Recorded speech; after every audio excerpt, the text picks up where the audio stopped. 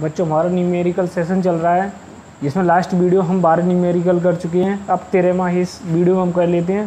देखो 13वां न्यूमेरिकल क्या है कि 4 माइक्रोकूलम के अनंत आवेश, 4 माइक्रोकूलम के अनंत आवेश एक्स अक्ष पर क्रमशः दूरियां दी हुई हैं उस पर स्थित है, उस हिसाब से हम यहाँ स्थित कर देते हैं। देखो माना कि ये क्या है, ये एक्स अक्ष ले लेते हैं, इसका ये क्या है मूल बिंदु, मूल बिंदु है। और मूल बिंदु पर इन आवेशों के कारण मूल बिंदु पर रखे 1 कूलम आवेश पर बल ज्ञात कीजिए। मूल बिंदु पर 1 कूलम का आवेश रखा हुआ है, यहाँ क्या रखा हुआ है 1 कूलम का आवेश मूल बिंदु पर रखा है। अब इसमें दूरियां दी हुई हैं कि क्रमशः 1 मीटर, 2 मीटर, 4 मीटर और 8 मीटर दूरी पर आवेश कितने कूलम का रखा हुआ है 4 माइक्रो कूलम का। प्रत्येक का परिमाण कैसा है समान है। तो यहाँ देखो एक तो यहाँ 1 मीटर होगी माना कि, तो यहाँ कितना है 4 माइक्रो कूलम, आवेश का मान कितना है 4 माइक्रो कूलम। फिर दूरी कितनी दी हुई है 2 मीटर, तो यहाँ से यहाँ तक माना कि 2 मीटर यहाँ हो जाएगी, कितना है 4 माइक्रो कूलम। फिर कितनी दूरी दी हुई है 4 मीटर और 8 मीटर, यहाँ से यहाँ तक लगभग माना कि यहाँ 4 हो जाएगी, तो कितना हो जाएगा 4 माइक्रो कूलम। और कितनी दी हुई है 8 मीटर, माना कि यहाँ कहीं क्या हो जाएगी 8 मीटर हो जाएगी, तो 4 माइक्रो कूलम। इस प्रकार से एक्स अक्ष पर आवेश स्थित है। अब इसी क्रम में अनंत आवेश स्थित हैं। इसका मतलब कितना हो गया 1 मीटर, 2 मीटर, 4 मीटर, 8 मीटर, फिर 16 मीटर। इसका मतलब ये किसमें एक निश्चित गुणांक में है, किसमें निश्चित गुणांक में। तो इस प्रकार से आपके आवेश व्यवस्थित हैं। और कितने आवेश हैं अनंत आवेश व्यवस्थित है। प्रत्येक आवेश का परिमाण कितना है 4 माइक्रो कूलम। तब उस अनंत आवेश के कारण, उस एक्स अक्ष पर स्थित अनंत आवेश के कारण किस पर, यहाँ जो मूल बिंदु पर जो 1 कूलम का आवेश है उस पर हमें बल ज्ञात करना है। तो यहाँ देखो माना कि इस आवेश को क्या मान लो आप, यहाँ क्यू नोट आवेश मान लो। ये सब क्या है क्यू आवेश है, क्यू इक्वल 4 माइक्रो कूलम। यहाँ क्या हो जाएगा Q1, ये क्या हो जाएगा Q2 हो जाएगा 4 माइक्रो कूलम। यहाँ भी क्या हो जाएगा Q3। अब इसमें परिमाण सभी का समान दिया हुआ है, तो अब यहाँ रिप्रेजेंट करना चाहे कर सकते हो, अन्यथा मत करो। ये भी कितना हो जाएगा Q4 इक्वल 4 माइक्रो कूलम। इसी प्रकार से आवेश कितनी है Qn आवेश है, या आप कह सकते हो n का मान कितना है यहाँ अनंत है, अनंत आवेश उपस्थित है। अब इन सभी आवेशों के कारण Q नॉट आवेश पर जो एक्स अक्ष के मूल बिंदु पर स्थित है उस पर हमें क्या ज्ञात करना है बल ज्ञात करना है। तो देखो सबसे पहले सर्वाधिक बल लगेगा वो Q1 आवेश के कारण लगेगा, क्योंकि इनकी दूरी कैसी है बहुत कम है। तो सर्वाधिक बल जो लगेगा वो F1 वेक्टर हो जाएगा। माना कि आप इसको यहाँ तक शो कर लो F1 वेक्टर। तो Q1 आवेश के कारण Q नॉट पर लगने वाला बल कितना हो गया F1 वेक्टर हो गया। अब Q2 के कारण भी लगेगा, तो Q2 के कारण देखो इससे कम लगेगा, माना कि यहाँ तक शो कर दो आप, ये कितना हो जाएगा F2 वेक्टर। Q2 आवेश और Q नॉट आवेश के मध्य की दूरी थोड़ी ज़्यादा हो गई, इसलिए इसके कारण इस पर लगने वाला बल और इसके कारण इस पर लगने वाला बल, ये वाला बल कैसा हो जाएगा इससे कम होगा, थोड़ा सा होगा कि नहीं होगा। अब देखो ऐसे Q3 के कारण F3 वेक्टर और Q4 के कारण, अब 3 तक मान लो क्योंकि ऐसे तो अनंत आवेश है, फिर n तक कैसे लिखोगे, तो आप यहाँ डायरेक्ट क्या कर दो, सबसे जो कम बल लगेगा वो किसके कारण लगेगा F इनफाइनाइटी वेक्टर। n का मान कितना है अनंत, तो अनंत भी आवेश के कारण Q नॉट आवेश पर बल। ये बात समझ में आ गई कि नहीं। तो यहाँ क्या करनी है, इसको इनफाइनाइट ढंग से लिखो, ये इनफाइनाइट हो गया। तो यहाँ तक समझ में आ गया कि नहीं। ये Q नॉट आवेश इसका है, चित्र स्पष्ट बन जाएगा तो तुम्हारी समझ में आ जाएगा। तो ये चित्र समझ में आ गया कि नहीं। Q1 आवेश के कारण Q नॉट पर बल हो गया F1 वेक्टर, Q2 के कारण F2 वेक्टर, Q3 के कारण F3 वेक्टर, अब ये मैंने Q4 के कारण लिखा नहीं क्योंकि यहाँ इतना स्पेस नहीं है, तो मैंने Qn भी आवेश के कारण, अर्थात जहाँ n का मान अनंत है तो अनंत भी आवेश के कारण बल Fn वेक्टर हो जाएगा। होगा कि नहीं होगा? अब हमें क्या ज्ञात करना है? कुल बल ज्ञात करना है।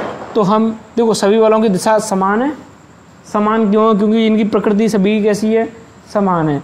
ये समान प्रकृति की आवेश है क्योंकि प्लस का 4 माइक्रोकूलम है, ये भी क्या है? 1 कूलम है। प्रकृति समान है, धनावेश है दोनों, तो इनके मध्य क्या होगा? प्रतिकर्षण होगा। तो इसको क्या करेगा? प्रतिकर्षित करेगा। प्रत्येक आवेश इसको क्या करेगा? प्रतिकर्षित करेगा। इसका मतलब क्या हो गया? इस आवेश पर सभी बलों की दिशाएं इधर होगी, तो कुल बल क्या होगा? सभी बल जुड़ जाएंगे, F1 plus F2 plus F3 plus dash dash dash plus F infinite. इस प्रकार से अगर हम Q0 आवेश पर कुल बल ज्ञात करेंगे, Q0 आवेश पर कुल बल ज्ञात करेंगे तो सभी बलों का क्या हो जाएगा? योग हो जाएगा। होगा कि नहीं होगा? तो यहाँ हम लिख लेते हैं कि Q0 आवेश पर, यहाँ दिख रहा है कि नहीं? पढ़े था, लिख लो। Q0 आवेश पर कुल बल कितना हो जाएगा? F वेक्टर इक्वल कितना हो जाएगा? F1 vector plus F2 vector plus F3 vector plus dash dash plus, यहाँ तो F4 और लिख लो, F4 vector plus F infinite vector. होगा कि नहीं होगा? अब देखो यहाँ इनका मान रख लो। F वेक्टर इक्वल कितना हो जाएगा? F1 वेक्टर कितना है? F1 वेक्टर क्या होगा? K Q1 Q2, तो यहाँ क्या आ जाएगा? K Q1 आवेश के कारण Q0 पर, तो Q1 Q0 हो जाएगा। Q1 Q2 है, तो हाँ Q1 की है तो 1 है ही, Q2 की है क्या आ जाएगा? Q0। स्थिति के हिसाब से करेंगे तो Q0 Q1 कर लो अपॉन यहाँ से यहाँ तक की दूरी कितनी है? दूरी कितनी है?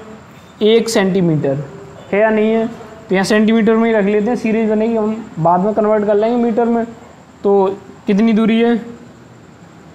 तो 1 का वर्ग कितना होगा? 1 ही होगा, 1 का वर्ग।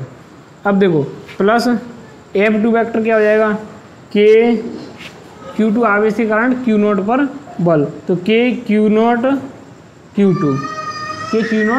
Q2 अपॉन यहाँ से यहाँ तक की दूरी कितनी है?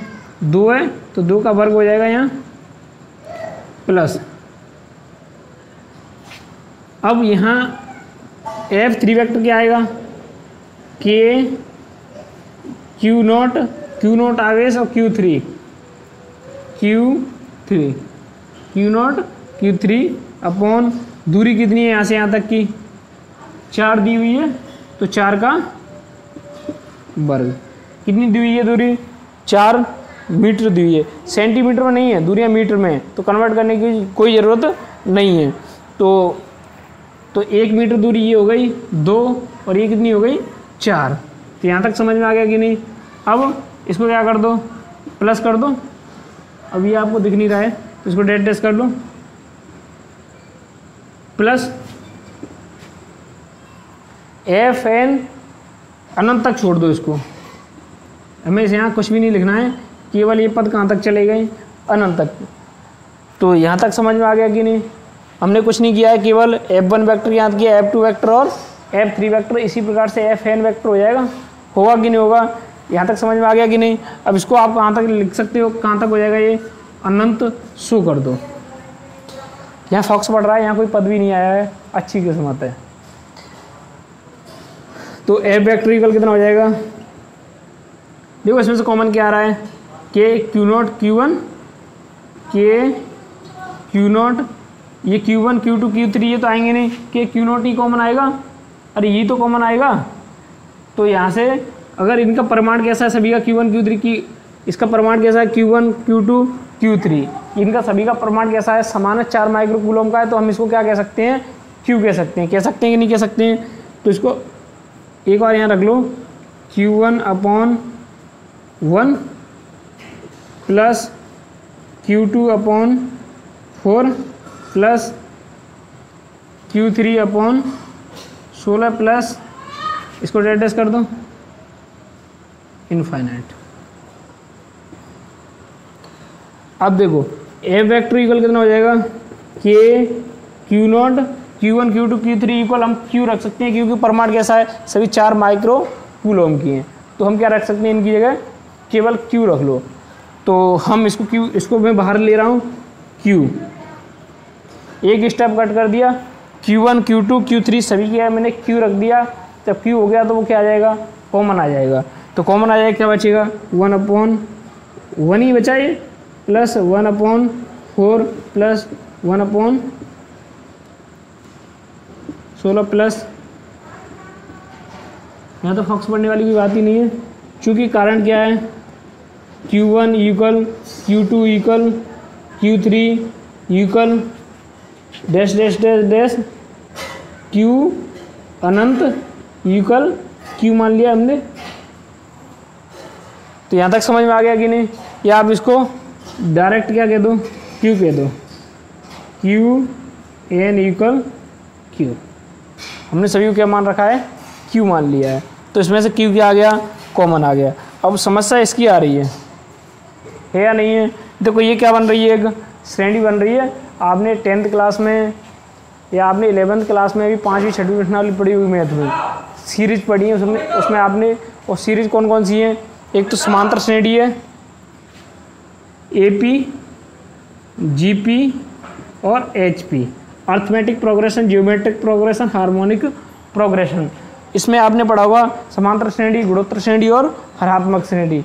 हरात्मक श्रेणी इन दोनों की मिक्स होती है। समांतर श्रेणी में प्रत्येक पद में जो अंतर है वो समान होता है, और गुणोत्तर श्रेणी में एक निश्चित गुणज में होती हैं वो। तो अब यहाँ आप पहचानो कि ये समांतर श्रेणी है या गुणोत्तर श्रेणी है, पहचानो इसको। देखो अगर इसका माइनस किया जाए, अग्रिम पद में से पिछले पद को अगर माइनस किया जाए तो प्रत्येक में से समान नहीं आ रहा है, अतः ये समांतर श्रेणी नहीं है। लेकिन अगर इसका इसमें भाग दिया जाए, आगे वाले पद में पीछे वाले पद का भाग दिया जाए, प्रत्येक आगे वाले पद में पीछे वाले पद का क्या दिया जाए, भाग। आप आगे भी रख के देख सकते हो। यहाँ आगे वाला पद अगर 8 होता तो 8 का वर्ग होता तो 64 आता, तो 1/16 का भाग किसमें देते, 1/64 में, तो कितना आ रहा है 1/4 आ रहा है। यहाँ भी 1/4 का भाग किसमें दो, 1/16 में, तो कितना आ रहा है 1/4 आ रहा है। इसका मतलब एक निश्चित गुणज आ रहा है, प्रत्येक पद में एक निश्चित गुणज आ रहा है। इसका मतलब क्या हो गया कि श्रेणी कौन सी हो गई, गुणोत्तर श्रेणी हो गई। तो गुणोत्तर श्रेणी हो गई तो यहाँ कौन सा फॉर्मूला लगेगा, अरे गुणोत्तर श्रेणी के n पदों का योग, सम ऑफ n वाला फॉर्मूला लगेगा। आपने ये तो पढ़ी होंगी श्रेणी का योग, गुणोत्तर श्रेणी का योग कैसे किया जाता है, या nवां पद कैसे, टर्म ऑफ n, nवां पद कैसे ज्ञात किया जाता है। समांतर श्रेणी का सम ऑफ n मतलब n पदों का योग कैसे किया जाता है, टर्म ऑफ n में nवां पद कैसे ज्ञात किया जाता है। आपने ये फॉर्मूले खूब पढ़े हैं। यहाँ गुणोत्तर श्रेणी के मैं फॉर्मूले बता देता हूँ आपको।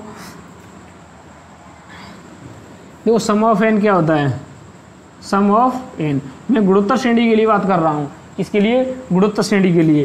तो a r⁻n-1 अपॉन r-1 ये किसके लिए होता है, गुणोत्तर श्रेणी के लिए। लेकिन इसमें एक शर्त है, इस फॉर्मूले को कब लगाएंगे, जब जो सार्व अनुपात का मान है, किसका मान है, सार्व अनुपात का मान है वो किससे कम हो, सॉरी 1 से अधिक हो, जहाँ r is greater than 1, r का मान कैसा हो, 1 से अधिक हो, तब स्थिति क्या होगी, r का मान यदि 1 से अधिक है तब तो ये फॉर्मूला अप्लाई होगा। यदि 1 से कम है तो कौन सा फॉर्मूला अप्लाई होगा, sum of n equal a1 minus r⁻n upon 1 minus r। ये स्थिति क्या है, जब r इज लेस देन 1। तो ये दो अलग अलग फॉर्मूले अप्लाई होते हैं, दोनों अलग अलग कंडीशन में। जब r का मान 1 से अधिक हो, जब r का मान 1 से अधिक हो तब सम ऑफ n का फॉर्मूला ये होगा, ये r⁻n-1 अपॉन r-1।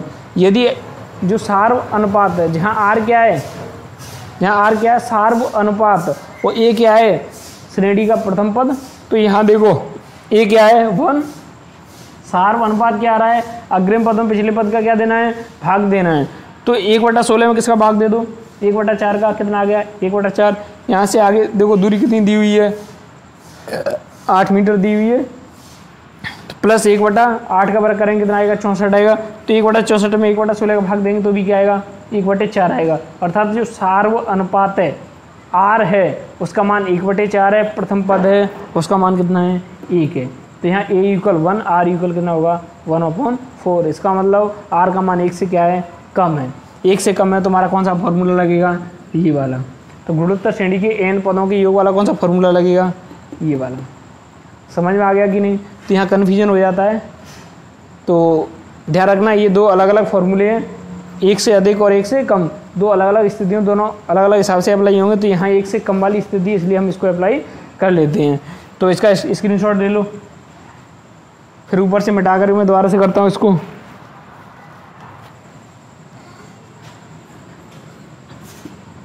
तो हमारा जो फॉर्मूला काम आने वाला है वो ये वाला है।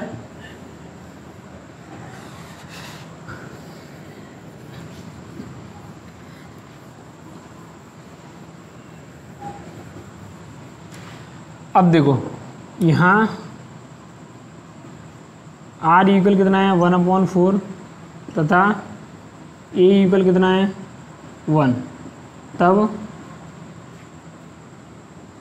क्या हो जाएगा F vector = K Q0 Q। इसके लिए कौन सा फॉर्मूला लगाना है मैंने अभी बताया था, तो वो कौन सा होगा सम ऑफ n = कितना हो जाएगा A1 - R⁴ n/1 - R, ये तो लगाना है।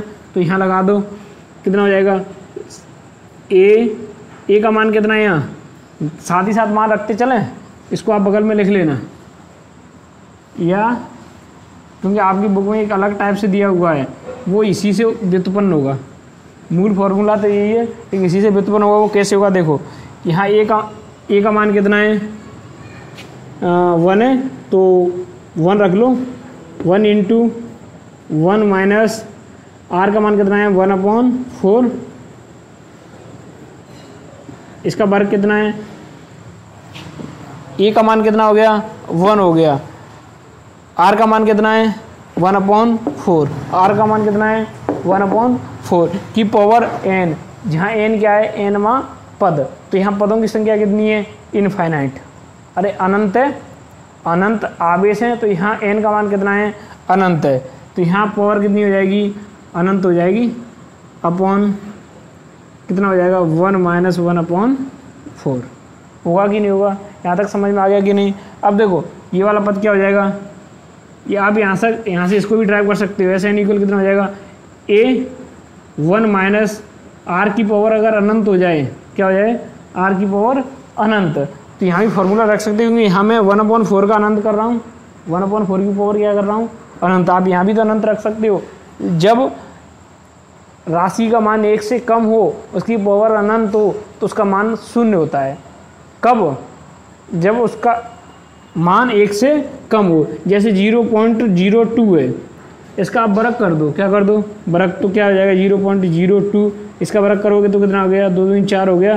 कितने के बाद पॉइंट लगाना है 4 के बाद पॉइंट लगाना है। तो ये तो एक बात दो, हम एक राशि का वर्ग कर रहे हैं वो उससे और कम हो रहा है, मतलब वर्ग मूल राशि से कैसा आ रहा है कम मान प्राप्त हो रहा है।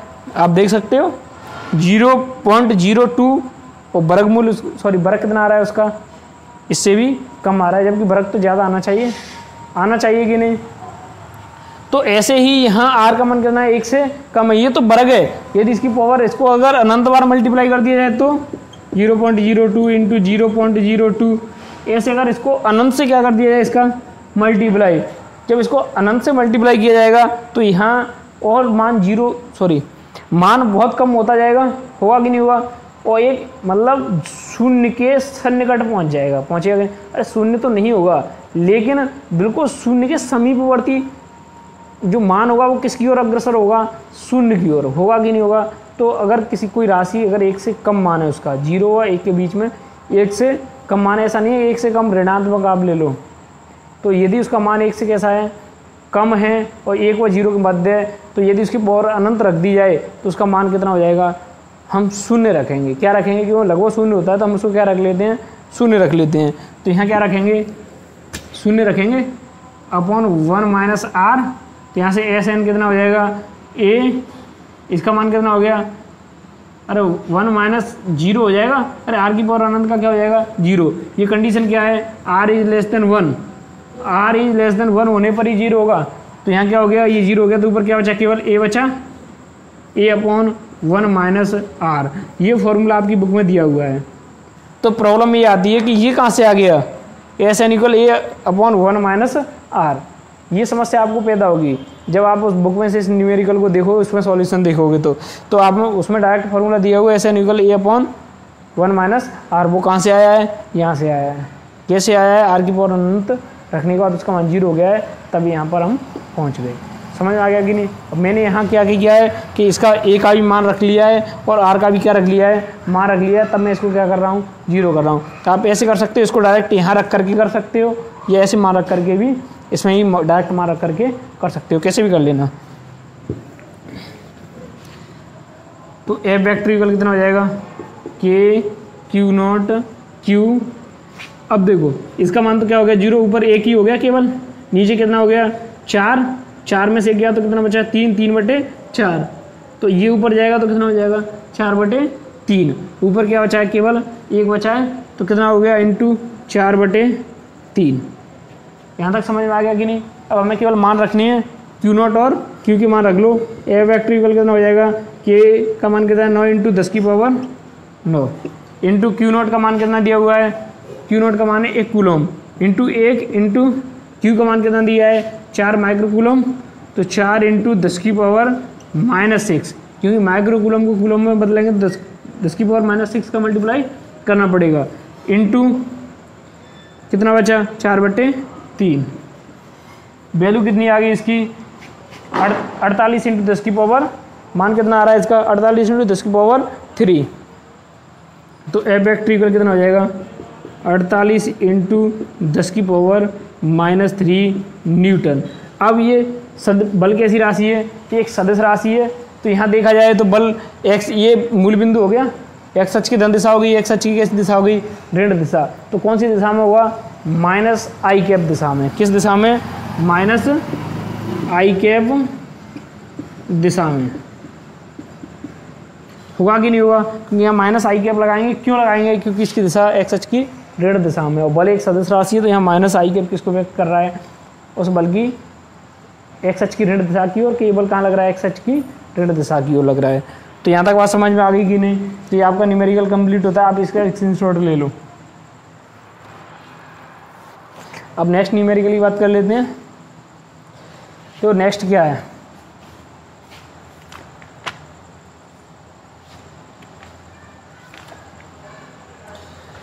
तेल की एक बूंद पर 12 इलेक्ट्रॉन के बराबर आवेश है। तेल की एक बूंद है, उस पर कितना आवेश है 12 इलेक्ट्रॉन के बराबर। तो नेक्स्ट न्यूमेरिकल है, ये बहुत अच्छा न्यूमेरिकल है जो मैं नेक्स्ट कराने जा रहा हूँ। एक स्टूडेंट ने मुझे पूछा था कि सर ये जो स्थिर वैद्युत की इसका हमारे दैनिक जीवन में क्या उपयोग है। ब्रिजेश नाम का स्टूडेंट है, तो वो समझ ले कि हमारे दैनिक जीवन में क्या उपयोग है। यहाँ वही उपयोग सामने आने वाला है कि देखो क्या है, तेल की एक बूंद पर 12 इलेक्ट्रॉन के बराबर आवेश है। तेल की एक बूंद उस पर कितना आवेश है 12 इलेक्ट्रॉन के बराबर आवेश है। यह स्थिर विद्युत क्षेत्र में स्थिर विद्युत क्षेत्र का मान दिया हुआ है। तो दिया क्या है, ई वेक्टर इक्वल क्या दिया हुआ है, दिख रहा है कि नहीं, यहाँ और फॉक्स पड़ रहा है। तो यहाँ दिया हुआ क्या है, E vector equal, E vector का मान दिया हुआ है आपको 2.55 × 10⁴। तो 2.55 × 4 न्यूटन प्रति कूलम। ये किसका मान दिया हुआ है, विद्युत क्षेत्र का मान दिया हुआ है। में संतुलन अवस्था में बनी रहे। यदि तेल का घनत्व दिया हुआ है, रो का मान कितना दिया हुआ है, घनत्व को सामान्यतः रो से व्यक्त करते हैं, डी से भी कभी कभार डी से ही व्यक्त कर लेते हैं, डेंसिटी। तो रो का मान दिया हुआ है 1.26 × 10⁻3, 1.26 × 10⁻3। ये क्या है, kg प्रति मीटर क्यूब। ये घनत्व का मान दिया हुआ है kg प्रति मीटर क्यूब। अब इसमें पूछा जा रहा है कि बूंद की त्रिज्या ज्ञात कीजिए। वो जो बूंद है इस विद्युत क्षेत्र में गिर रही है उसकी हमें क्या ज्ञात करनी है, त्रिज्या ज्ञात करनी है। हम विद्युत क्षेत्र बना लेते हैं। जैसे ये 2 प्लेट है, जो बूंद है वो कहाँ है, ऊपर से नीचे की ओर गिर रही है, उस पर 12 इलेक्ट्रॉन के बराबर आवेश है, अर्थात उस पर ऋणावेश है, 12 इलेक्ट्रॉन के बराबर आवेश है, ऋणावेश है उस पर। तो ऊपर से कहाँ आ रही है, नीचे आ रही है। तो ऊपर से नीचे कब आएगी, ऊपर से नीचे कब आएगी, विद्युत क्षेत्र के विरुद्ध आ रही है। तो यहाँ माना कि ये धनावेश है, इस पर क्या है धनावेश, और इस पर क्या है, इस प्लेट पर क्या है ऋणावेश। अब ये जो बूंद स्वतंत्र रूप से इसमें गिर रही है, हालांकि इसमें विद्युत क्षेत्र है, तो विद्युत क्षेत्र में जब ये बूंद गिरेगी नीचे की ओर, इस पर एक बल कार्य करेगा mg, अरे गुरुत्वीय बल कार्य करेगा इस पर नीचे की ओर, कौन सा बल कार्य करेगा mg। लेकिन विद्युत क्षेत्र में होने के कारण इस पर एक और बल कार्य कर रहा है, वो क्या है स्थिर वैद्युत बल। वो कहाँ की ओर कार्य करेगा, क्योंकि ये ऊपर की ओर कौन सा बल कार्य करेगा, स्थिर वैद्युत बल। ए वेक्टर ऊपर की ओर कार्य करेगा, जिसको आप क्या कहोगे F इक्वल आपने क्या पढ़ा था, QE पढ़ा था कि नहीं पढ़ा था, या आप कह सकते हैं E इक्वल आपने पढ़ा था F/Q विद्युत क्षेत्र में, ध्यान आ रहा हो तो। अरे विद्युत क्षेत्र में आपने परिभाषा पढ़ी थी, एकांक परीक्षण धनावेश पर लगने वाला बल क्या कहलाता है, विद्युत क्षेत्र की तीव्रता। तो E इक्वल क्या हो जाएगा F/Q, तो यहाँ से F इक्वल क्या आ जाएगा QE, आएगा कि नहीं आएगा। तो यहाँ ऊपर की ओर कौन सा बल लगेगा, F इक्वल QE, मैंने F की क्या रख दिया है QE। तो इस बूंद में ये जो बूंद गिर रही है विद्युत क्षेत्र में, तो उस पर 2 बल कार्य कर रहे हैं, एक तो गुरुत्वीय बल नीचे की ओर, ऊपर की ओर कौन सा बल कार्य कर रहा है स्थिर वैद्युत बल, जिसका मान कितना है QE। अब देखो दैनिक जीवन में इसका उपयोग क्या है, ये आवेशित है, इसमें गिर रही है, अगर हम इसका परिमाण दोनों को कैसा कर दें, बराबर कर दें, तो ये किस अवस्था में आ जाएगी, संतुलन की अवस्था में, अर्थात बूंद नीचे नहीं आएगी ना ऊपर जाएगी, बूंद बिल्कुल स्पेस में अटक जाएगी, अटकेगी कि नहीं। तो बूंद बिल्कुल स्पेस में अटक गई, आपको ये आश्चर्य होगा कि एकदम बिना किसी के सहारे ये बूंद कैसे अटक गई। जैसे आप कभी देखो दैनिक जीवन इसका उपयोग कैसे किया है, आप कोई प्रेम मंदिर गए हो मथुरा में, तो वहाँ कुछ मूर्तियाँ कुछ स्पेस में ऐसे लटकी हुई हैं, हमें ऐसा लगेगा कि ये बिल्कुल किसी से टिकी नहीं, एक अद्भुत कला है, ये बिल्कुल स्पेस बिना किसी के सहारे कैसे रोक दी गई। तो ये देखो कैसे रोक दी गई कि ऊपर माना कि धनावेशित प्लेट लगा दो या कोई भी आवेशित प्लेट लगा दो, और वो मूर्तियाँ उनको भी क्या कर दो, आवेशित कर दो। तो आवेशित करने के बाद में दोनों को कैसा आवेश कर दो, विपरीत प्रकृति का आवेश कर दो। और ऊपर जो प्लेट लगी हो, जो छत पर प्लेट लगी हो, उनको इतना आवेशित करो कि उस मूर्ति पर नीचे की ओर लगने वाला गुरुत्वीय बल और हमने प्लेट लगाई है उसके द्वारा ऊपर की ओर लगने वाला वैद्युत बल, दोनों कैसे हो जाएं, बराबर हो जाएं, तो मूर्ति एकदम बिल्कुल बीच में लटक जाएगी, लटकेगी नहीं लटकेगी। इसी सिद्धांत पर वहाँ मूर्तियाँ बिल्कुल एकदम स्पेस में लटकी हुई हैं। तो हमें ये बहुत आश्चर्य होता है, जबकि ये कोई विशेष बात नहीं है। इस प्रकार से बिल्कुल स्पेस में किसी चीज़ को लटकाना, कोई स्वचालक वस्तु हो जिसको या कोई वस्तु जिसको हम आवेश दे सकें, तो ऊपर इस प्रकार से प्लेट लगा दो, कोई आवेशित प्लेट, उस पर नीचे की ओर लगने वाला जो गुरुत्वीय बल है उसके बराबर क्या हो जाए, उसका विद्युत बल हो जाए, तो बीच में लटक जाएगी।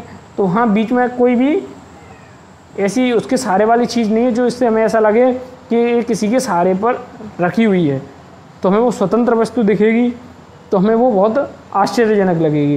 तो सेम वही सिद्धांत यहाँ है, बूंद को बीच में क्या कर दिया गया है, रोक दिया गया है। देखो न्यूमेरिकल में कह रहा है तेल की एक बूंद पर 12 इलेक्ट्रॉन के बराबर आवेश है, यह स्थिर विद्युत क्षेत्र दिया हुआ है, इतने में संतुलन अवस्था में बनी रहती है। संतुलन अवस्था का मतलब ना तो ऊपर जा रही है ना नीचे आ रही है, बनी रहती है। यदि तेल का घनत्व दिया हुआ है तो बूंद की त्रिज्या ज्ञात कीजिए। तो हमारे पास ये कंसेप्ट आ गया कि ये दोनों कैसे होंगे, यहाँ बराबर होंगे।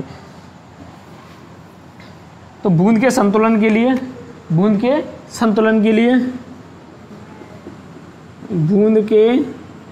संतुलन के लिए क्या आवश्यक है,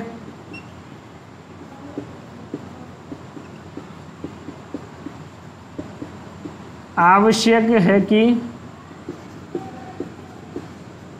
देखो क्या आवश्यक है,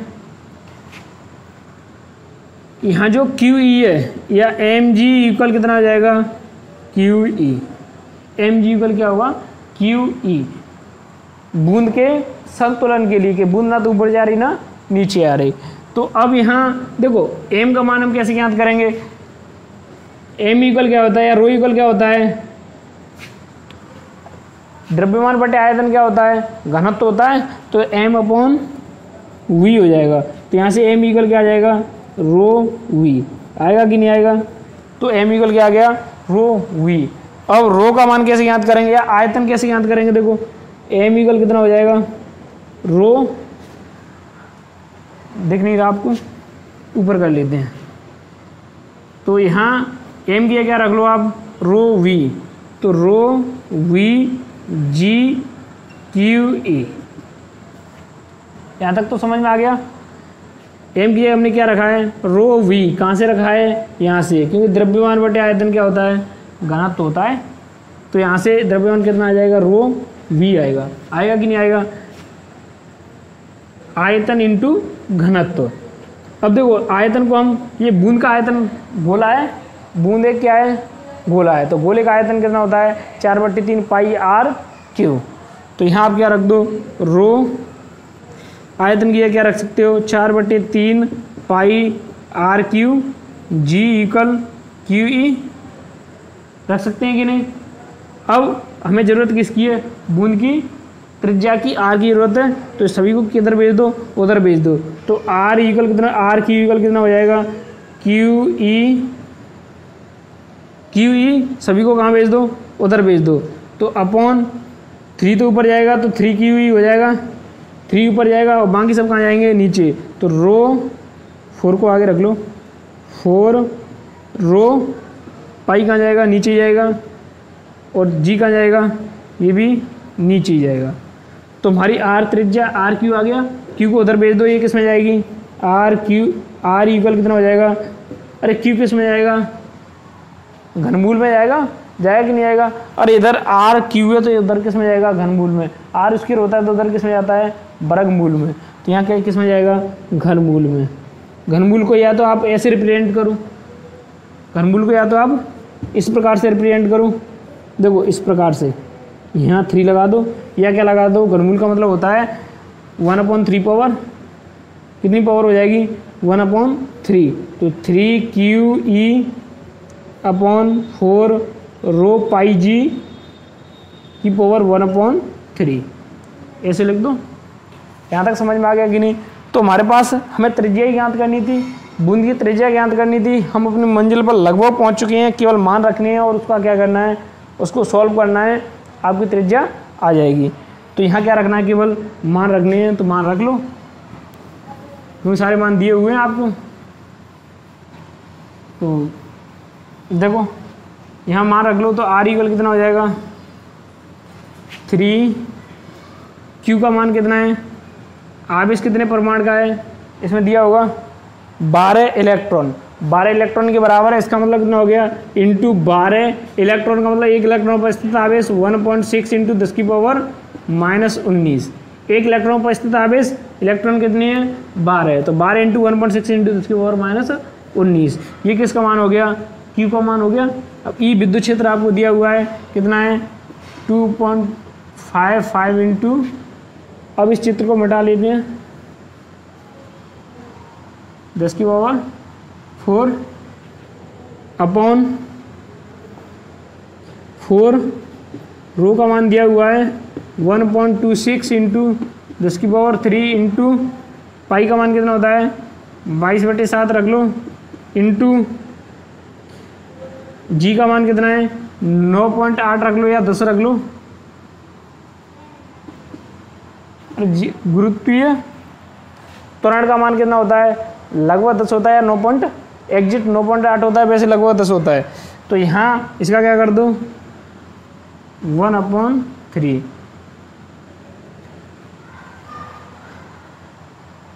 क्यू का रूट हो जाएगा ये।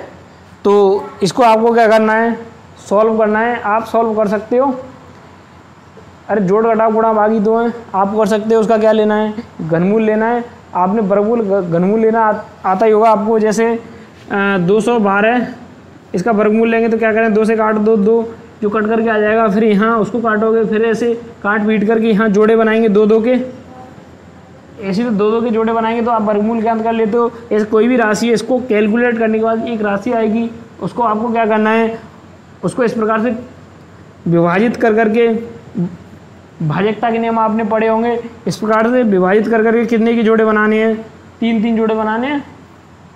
कितने जोड़े बनाने हैं, 3। और उसको क्या करना है, 3 जोड़े बना करके एक जैसे 2 का बन गया, फिर 3 का बन गया, इस प्रकार से लेकर के आप घनमूल ज्ञात कर लेते हो। तो ये छोटी क्लास की कहानी है। तो घनमूल वर्गमूल आपको ज्ञात करना आता है अच्छी तरह से। तो यहाँ मैं डायरेक्ट आंसर लिख रहा हूँ। तो आर का मान कितना आ गया, मैं टिप लेता हूँ 9.8 × 10⁻⁷ मीटर। यदि मैं कैलकुलेट करूँगा तो मुझे 2 वर्ष 11 में 18 दिन लगेंगे यहाँ, क्योंकि मुझ पर जोड़ घटा गुणा भाग नहीं आते। -7 मीटर। तो त्रिज्या कितनी आ गई, 9.8 × 10⁻⁷ मीटर। तो यहाँ तक समझ में आ गया कि नहीं, स्क्रीनशॉट ले लो। तो ये काफ़ी अच्छा न्यूमेरिकल था, दैनिक जीवन में उपयोग से संबंधित था। तो ब्रजेश नाम के स्टूडेंट ने जो क्वेश्चन किया था उसका भी आंसर मिल गया यहाँ। तो अब हम नेक्स्ट न्यूमेरिकल की बात अगले वीडियो में करेंगे।